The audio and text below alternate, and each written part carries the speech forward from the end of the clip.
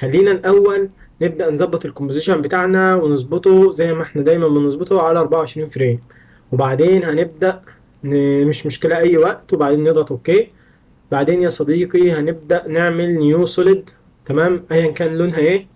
وبعدين مش مشكله اي لون انا. وبعدين هنبدا ننزل الافكت بتاعنا يا صديقي. خلينا نعملها افكت الاول. هنبدا نعمل سيرش عن الافكت بتاعنا، وهو سي سي بارتيكولار وورلد، تمام. وهنبدا ننزله على السوليد بتاعتنا، فهيظهر معانا بالشكل اللي انت شايفه دلوقتي يا صديقي. خلينا نعمل فت عشان نبدا نشوف الافكت ده بيعمل ايه.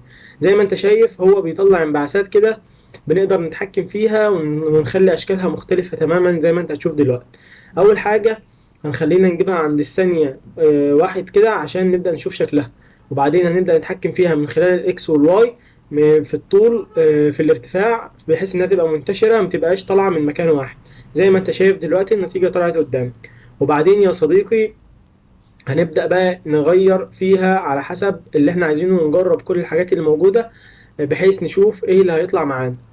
طبعا انت من البريس ريت تبدا تقدر تزود زي ما انت شايف كده الكثافه بتاعت الحاجات اللي بتظهر معاك. وكمان تقدر تغير في الاوباسيتي بتاعتها من خلال اللونج جرافيتي، ماشي، من خلال اللي تحت البريس ريت، تمام. ممكن كمان يا صديقي ان يخش على هنا دي. طبعا بتقدر تغير المكان بتاع الانكر بوينت بتاعتها، سواء فوق او تحت او يمين او شمال، او حتى معاك الزوايا البعيدة زي ما انت شايف. تقدر تخليها لها عمق. طبعا برضو زي ما احنا عملنا في الاول بتبدأ تتحكم برضو في انتشارها وشكلها كمان بيبقى عامل ازاي زي ما انت شايف يا صديقي. فالإفكت ده حرفيا بيديك تحكم في كل حاجة انت عايز تتحكم فيها. عندك بقى الفيزيكس هنا بتقدر تتحكم في كل حاجة. لما غيرنا بس حاجة واحدة في الفيزيكس بقى شكلها زي ما انت شايف جامد جدا، تحس ان انت مسافر في الفضاء او حاجة زي كده. ودي بتزود دي الجرافيتي، بنزود الجاذبية، فبتبدأ ان الحاجة تبقى سريعة لتحت. ولو قللنا الجاذبية بالعكس هتبدأ الحاجة تطلع لفوق اكنك في نار او في اي حاجة كده، فاهمني؟ وده طبعا اللي بنتحكم فيه منه في الفيزيكس منه. زي ما انت شايف كده دي برضو تحس ان انت كده ايه، التلج بينزل او نجوم او انت في الفضاء.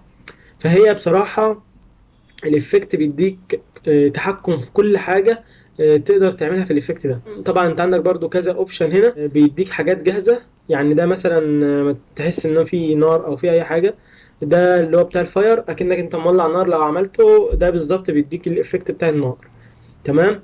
عندك بقى حاجات كتيرة زي الإعصار، وزي هو بيديلك الحاجة دي جاهزة زي ما انت شايف شكلها جامد جدا. وكمان الانفجارات والانبعاثات. فمعاك انت كذا اوبشن هنا تقدر تعمله جاهز من المكان ده من الفيزيكس برضه. خلينا نجرب بس كلهم عشان نبقى شايفين هما بيعملوا ايه بالظبط، بعدين نرجعها زي ما كانت. تمام يا صديقي. وبعدين هنبدأ نشوف الفلاور دي بتعمل ايه. دي بص يا صديقي دي بتغير مكان الأرضية. يعني انت مثلا لو غيرت مكان الأرضية زي ما انت شايف أكن دي أرضية بتاعتك، وهو بينزل لحد الأرضية، بحيث ان انت بتعمل لنفسك مكان معين هو ما ينزلش عنه. لو انت عايز تعمل مثلا تعملها على مكان وما يبقاش عايزه ينزل لحد تحت آخر الكومبوزيشن، فبتبدأ تحدده من خلال المكان ده. فبتديله كده اللي هو انت آخرك هنا ما تنزلش تحت كده، تمام. وبرضه بتقدر تتحكم فيها زي ما انت شايف، سواء تطلعها فوق تنزلها تحت تسيبها في النص. اي حاجه بتقدر تغيرها بتبدا بتعمل معاك افكت جامد جدا وبتديك تحكمات في كل حاجه. خلينا بقى نجرب ده تحس ان انت ده اللي هو الايس اللي هو تلج، لكن الدنيا بتشتي تلج مثلا. حتى هو عامل لك تحس ان هو عامل لك مديك تلج على الارض كده، تمام.